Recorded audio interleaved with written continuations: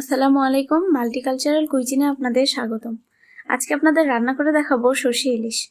ইলিশ মাছ আমাদের সংস্কৃতির সাথে মিশে আছে, তবে এটা কেবল আধুনিক কালেই নয়।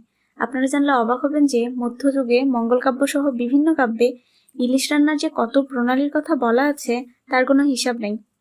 এই রান্নায় যা যা লাগছে, প্রথমে ইলিশ মাছ নিলাম, আমি এখানে 5 পিস ইলিশ মাছ নিয়েছি। এরপর নিলাম সর্ষে, আমি এখানে হলুদ সর্ষে নিয়েছি। সর্ষেগুলো পানিতে ভিজিয়ে রাখতে হবে, এই ধরেন 15 থেকে 20 মিনিট।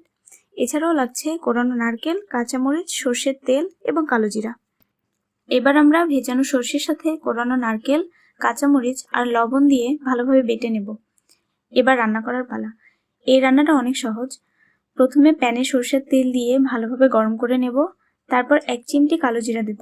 কালো জিরা যেন বেশি না হয় সেদিকে খেয়াল রাখতে হবে, তাছাড়া রান্নাটা তিতা হবে। কালো জিরা ফোড়ন দিয়ে একটু পানি দেব। এই রান্নায় সর্ষে বাটা দিয়ে বেশিক্ষণ রান্না করা যায় না, এজন্য পানিটা দিয়ে মাছটা কিছুক্ষণ রান্না করতে হবে।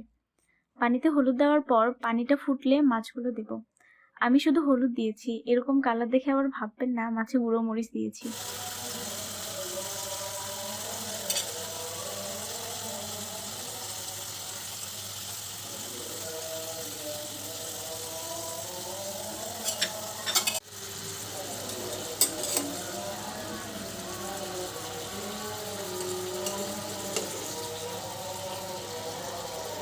মাঝে আমি একটু লবণও দিয়েছি, এই হাফ চা চামচের মতো।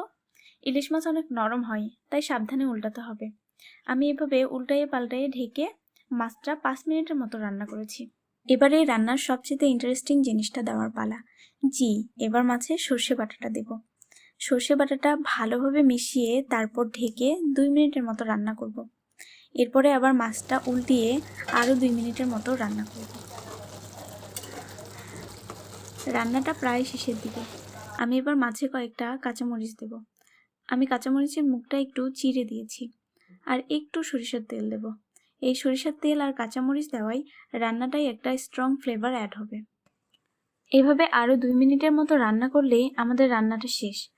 আমি একটু ঢেকে রান্না করেছি, ইলিশ মাছ অনেক নরম, তাই খুব সাবধানে রান্না করতে হবে।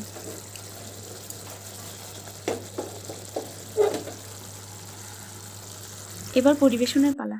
আপনারা যারা সর্ষে ইলিশ খেতে তিতা হয় ভেবে রান্না করতে চান না, তারা এভাবে একবার রান্না করে দেখতে পারেন। ভিডিওটি ভালো লাগলে কমেন্টে জানাবেন, আর নতুন নতুন মজাদার রান্না পেতে আমাদের চ্যানেলটি সাবস্ক্রাইব করে দেবেন। ধন্যবাদ সবাইকে।